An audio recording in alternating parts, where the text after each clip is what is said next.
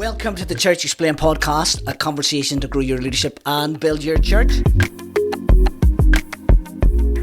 Today's a little bit different, Nathan. It is. It is the random podcast. The today, random podcast. which means anything can happen. Anything can happen, though. We do have a list of things that we could talk through, so it's we do have not some slightly order. random. Yeah, but we've got some things written down here we want to talk about. Exactly, but who knows where it could go. It could go anywhere. Exactly. So, but how you doing anyway? I'm doing well, mate. I have just come back from Spain. Nice. Which is nice, and the weather in England at this present moment is glorious. Hotter than Spain?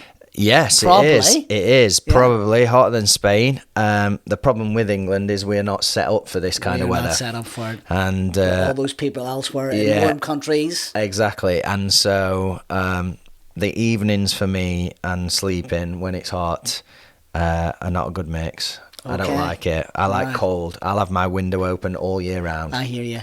And we did say it was a random podcast. This is really random. But I think we should get on to a subject, really. Well, firstly, how are you doing, Dave? Yeah, doing good as well. Yeah. I'm enjoying the weather, but a little bit like you. I don't want it too hot. Yeah. I just want it nice.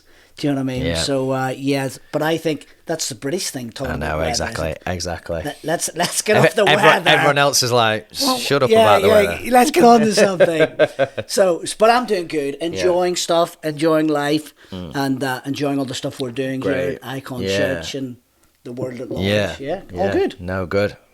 So what are we going to talk about first? Shall we have a look at this? Yeah, so we were at Leaders' Day yesterday. Yeah. And at ground level, the network of churches we're a part of that our lead pastors lead. And we had a speaker there, Simon Benham, from a church called Kerith Community Shout out to Church. Simon. And he brought a great talk around this idea of plumb lines, not measuring tapes. Yeah. And it was just a great idea from a verse in Ezekiel, where it talks about the people rejoice. Other versions say the Lord rejoices when the plumb line is in the hand of Zerubbabel. Yeah. So, we're really, going to talk around that. And what does that mean for us as churches, but also in our lives as well? Yeah, I mean, I thought it was a great idea because really he was talking about two real concepts, wasn't he? One was to do with the integrity of a person. So thinking of the plumb line. Yep. The idea of a plumb line is to keep things straight. Yep. So that was the context he was talking about. Yep. Really around this idea of how do we have integrity in our lives, in our churches, and focus on that more than focus on matrix and numbers. Now, of course, he wasn't against matrix numbers, and neither are we, of course. No. We think you've got to measure stuff, you've got to look at stuff. But there is something, I guess, in the context we're in at the minute. Yeah. All the stuff that's happened the last couple of years with the leaders and stuff. We do have to give some attention to the integrity of our lives and the integrity of leadership and churches. No, definitely. I think, one of the big things was he wasn't chucking out the tape measure, which is kind of like, these are your metrics, this is what this is, this is how it looks. They are, for us here at Icon Church, we have our dashboard. We do it every week, where it's just a gauge on where's the church at, where's it going. Yeah. But his big thing was, but actually it's the plumb line, it's the, like you were saying, the integrity. Yeah. And I guess for many of us, we've focused on the tape measure. Mm-hmm.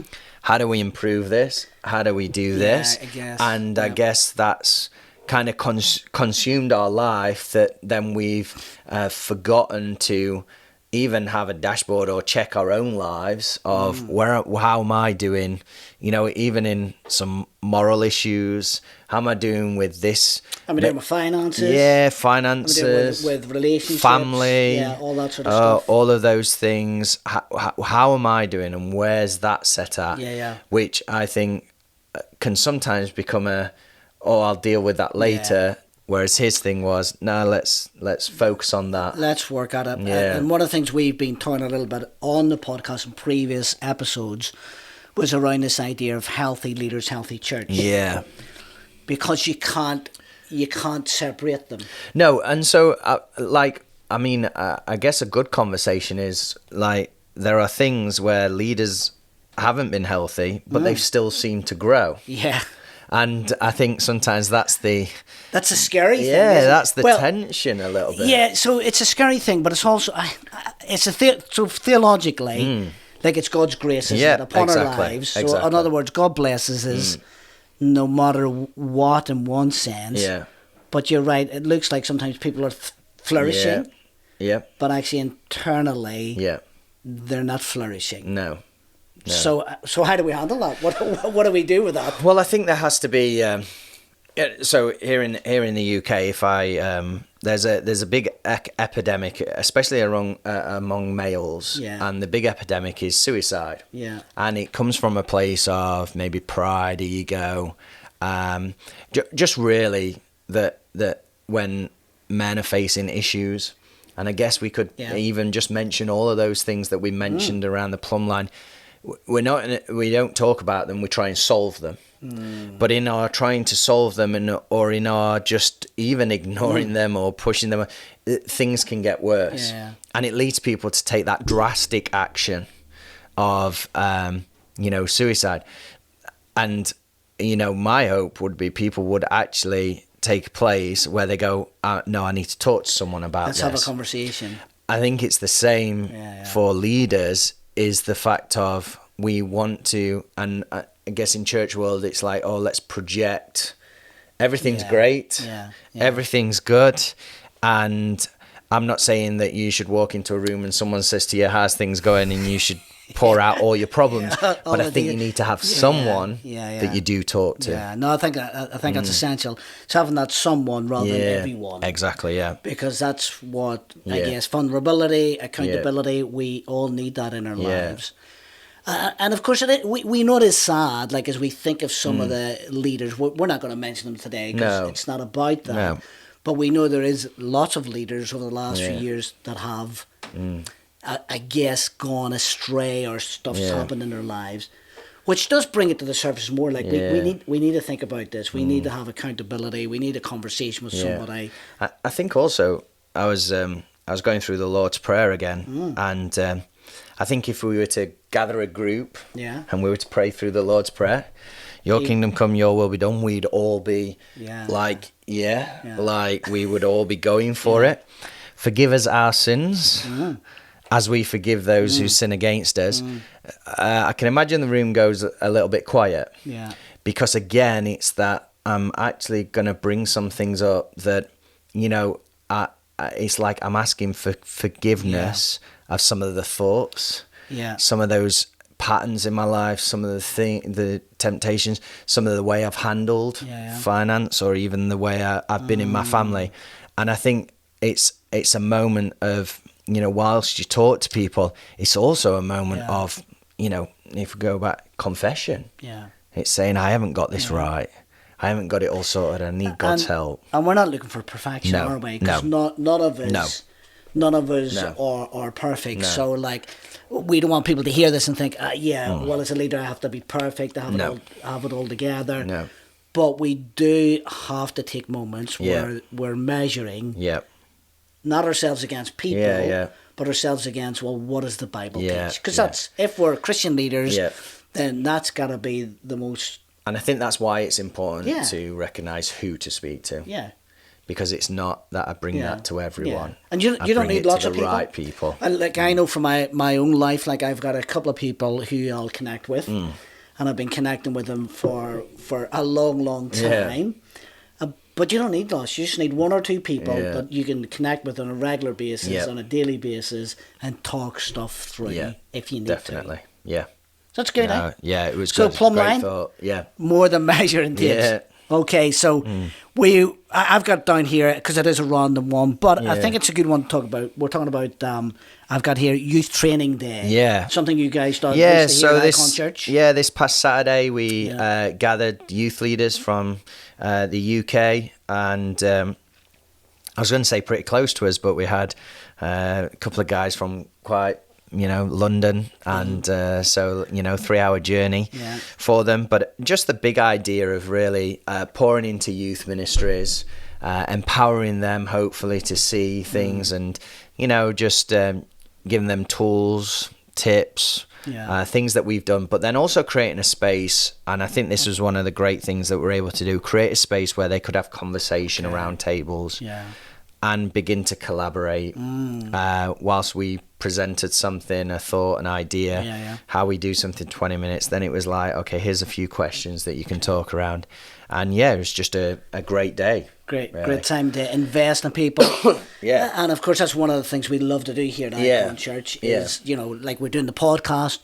The reason we're doing the podcast as always is to equip leaders, resource leaders. So it's part of our passion, isn't it, really, in DNA of us as a church. We want to equip others. So if I was to ask you then, just regarding that youth training day, what do you think, like if there's youth leaders listening or other leaders, like what was the big takeaway? I know you had the prayer moments and you had the collaboration, which is important. But like what was the teaching takeaway? I think all of the teaching was really practical and covered different areas, from small groups to preaching and teaching to young people, all of that. But I think the big idea that went away from it was to have a vision. And not that vision is separate to the church's vision, but you got to get a vision for it, because then that why and that vision and here's why we do this then filters into all of those areas. And it has to start with that. And so even when I think sometimes you have to work backwards. So when you think of your youth night or your small group night or however it looks, even just having a vision for that is really important. And you start with the end of, okay, this is where either what I want to leave young people with, this is what I want to have taught them, this is what we want to have done. Start with the end. The end in mind and work back, and that's the vision. That's the vision of this night. But then also there's the bigger vision. Here's where we want to get to. So then when I'm building my youth calendar, when I'm thinking about the nights, that's there. And so it's working through think that. Well in advance. So if someone's thinking about now, they're thinking about September, year ahead. They need to be planning now, really. September at least.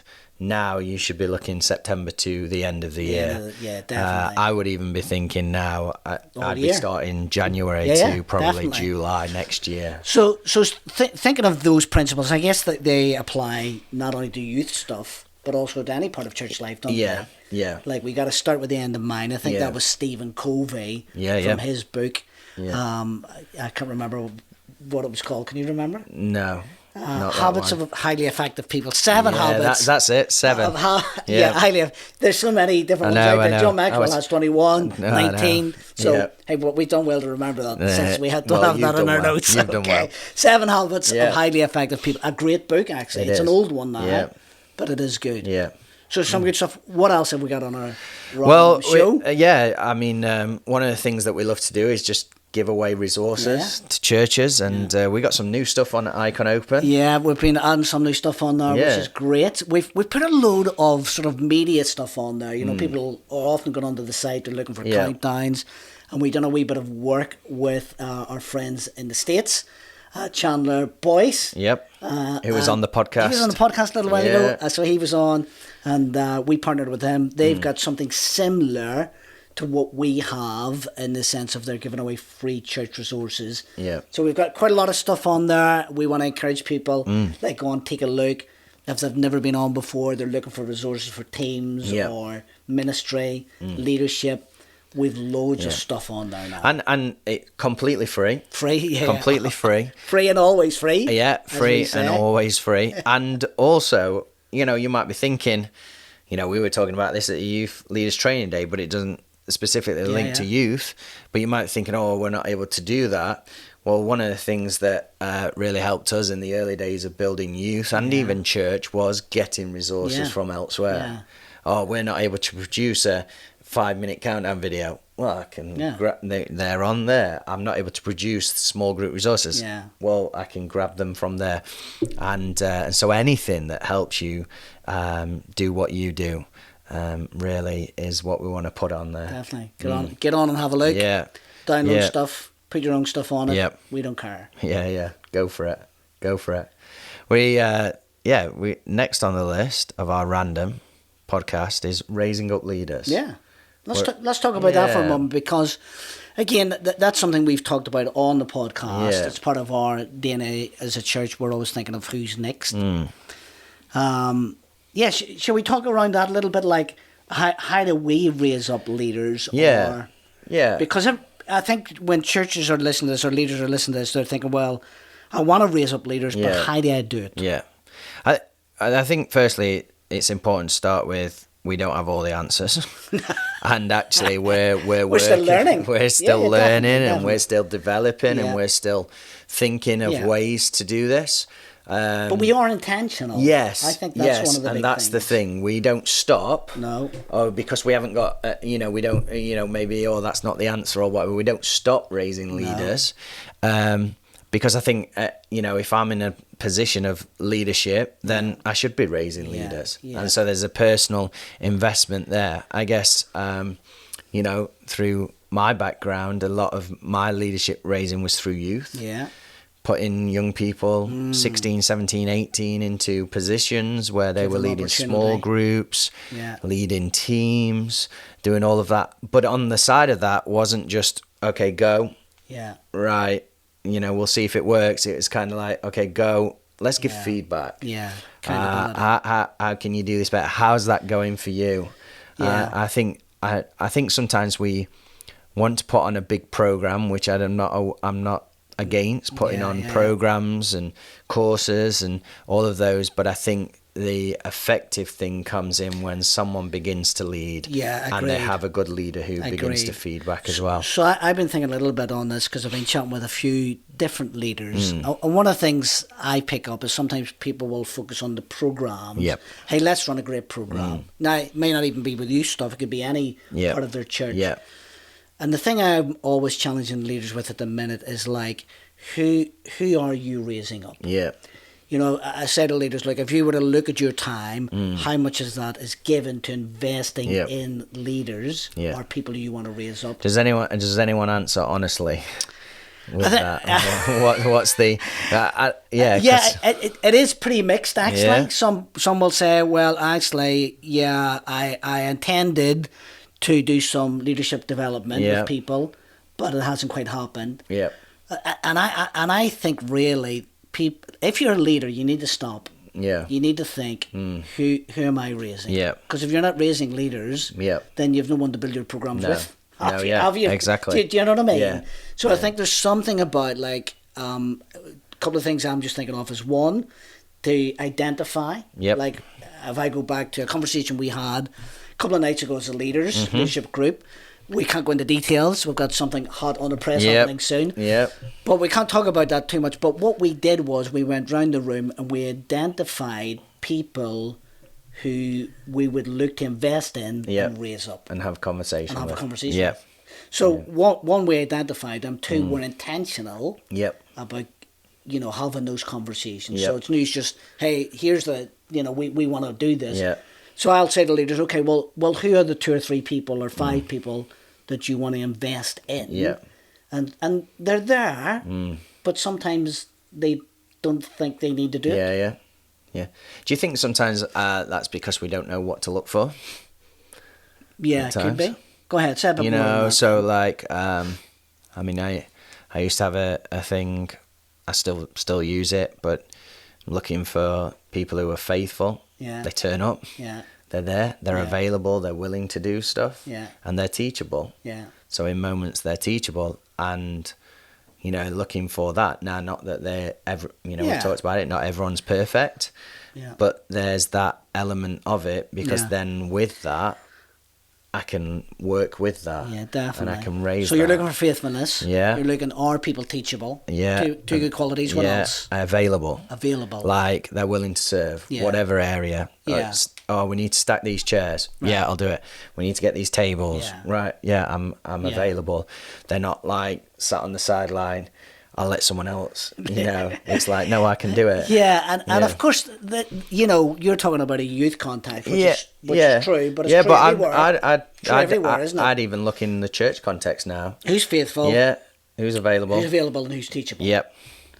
So those are 3 good principles, 3 good qualities. If leaders are thinking, I'm looking around my church, right, you know, it's not, because it's not about they've got it all together, No. they're perfect. No. It's about, like, have you got something to work with? I think, so like for me, faithful is, are they there? Yeah, they turn because that shows they've got a heart towards the church. The buy-in, the ownership. Yeah. You know, the prayer meeting, they're there. Yeah. They've got a heart towards it. Yeah. Available just means they're willing to serve without, any strings attached or anything like that. And obviously teachable.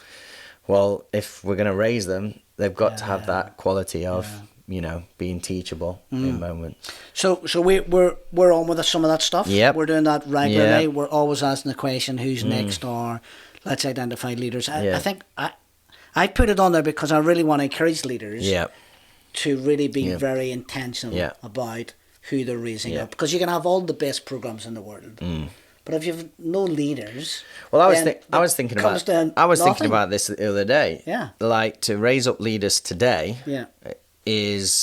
And to give them resources to help them is easier today than it's ever been. We've got so many with so much podcasts, YouTube, everything. all of that stuff, books, everything. Watch this, come back to me. All of that. So it's all there that actually I'm not having to create so much. It's the intentionality again of, okay, I'm going to send you this. You should listen to this, and then following that up, and not just leaving it there or. Yeah. So in other words, if you're a pastor or leader, don't get lost on just planning out your service, or don't get lost on just planning out your sermons. Like, take some of your week. Yeah. Invest in somebody to raise them up. Yeah, definitely. Yeah. That's a kick up the bum for me. Okay, we're gonna leave that one there. Though. Yeah, we'll leave that one there. You can work that one. Yeah, I'll work that one out. Okay. Well, so what else? We got a couple more things here. Yeah. So we got church stuff. Church stuff, that could be anything.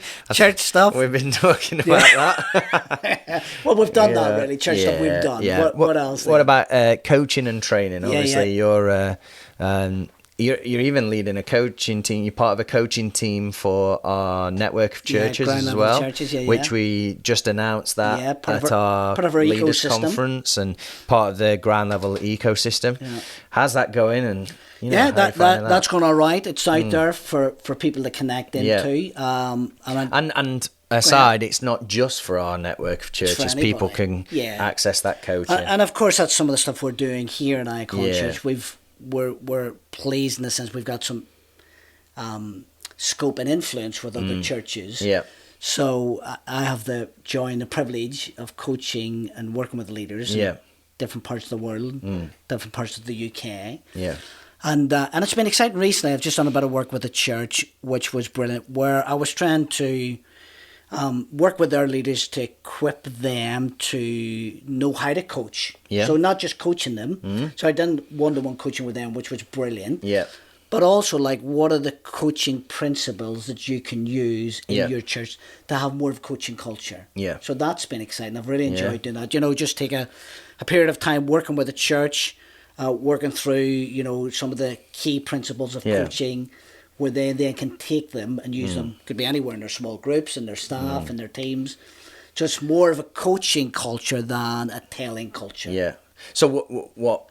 So let's say you're in a church context. Yeah. What does that coaching look like for a leader rather than the telling? Yeah. So rather than upfront, I'm telling you what to do. Yeah, definitely. I think for leaders, it's all about trying to draw out from people what's in them. Yep. Because, like, if you go and tell somebody, hey, do this, do that, or live this way, very often people react against that. Yeah. I think a better way is to try and coach that out of them. Yeah. What's in them. Ask the right questions to draw out the gold in their lives. Yeah. So then they come up with the answer and they go and do it. So coaching's more about helping people to think and process rather than giving them the answers. Yeah. Because they've probably got the answers. Yeah. They've got the brain, they can work it out. Yeah. But by us going and telling them the answer, we're sort of cheating them a little bit. So just asking you're asking questions, you're trying to lead people to an answer, but you're not trying to lead them to your answer. That's the big thing. Yeah. Yeah. So I think I just think of my own leadership. Sometimes it's like, all right, I need to lead this person to my answer. Yeah. And that's the danger, though, isn't it, really? Yeah. So coaching is really, as you say there, it's not about leading people to my preference. Yep. It's about trusting that that person has something in themselves. Yep. That God's at work in their lives. Yep. And actually, get them to get to what they want to do Yep. rather than what you want them to do. And so then how does that look different to mentoring? Great question. Yeah. It sounds like you've lined that up. It's not even on the notes. I know. So the two things really. Mentoring is about adding into someone's life. Yep. Coaching is about drawing out. Right. So you may coach somebody and you help them to think and to process and to work out what they need to do. Mentoring's about like, I've done this. Yeah. So let me add in. But even if you're mentoring, like I want to say to people, leaders who are listening, and they are mentoring, add in sparingly. Yeah. In other words, like just because you know the stuff doesn't mean you have to give it to the person. Yeah. It's better to be, almost like a sprinkler, sprinkle it in rather than a fire hose, you know what I mean? Yeah. Where you just shoot everything out there. Let me give you everything I know. And then see you later And see you later. Yeah. And nothing happens really, Yeah. So it's about adding in gently, sprinkling it in. But also I think mentoring's about accountability. So I could coach somebody and actually they're accountable for their stuff. Right, If I'm mentoring them, then actually there's a bit of difference, accountability. Yeah. I want to have a conversation. Well, we talked about this last time. How are you doing? Yeah. And I think that's important for need both. leaders to recognise, am I a mentor in this situation or am I a coach? Yeah. Because if I'm a mentor, then there is a level of accountability. If I'm just a coach, I'm just drawing out those answers, and then and it's the their person needs to know responsibility. that you're working with. Yes. Because if they don't know, then they don't know what to do, how to respond, do they? No. So No, that's great. It's good stuff. Yeah. I'm enjoying it. Enjoying working with churches and leaders. Yeah. So, and people can access that coaching. Yeah, they go on our website, Our website. icon.church/coaching. There's myself there, and we've got a couple of other coaches on there as well. Great. So if people need help, we can get them to the right direction. Yeah. What else have we got on here? Anything else? Anything else? So, what's going to be then? I don't know. I think we've. I think we're done. I think we're done. I think this has been a great random It has been episode that's gone from plumb lines to training days to raising up leaders to coaching and. Oh, let's do this one. Go on. Anything else?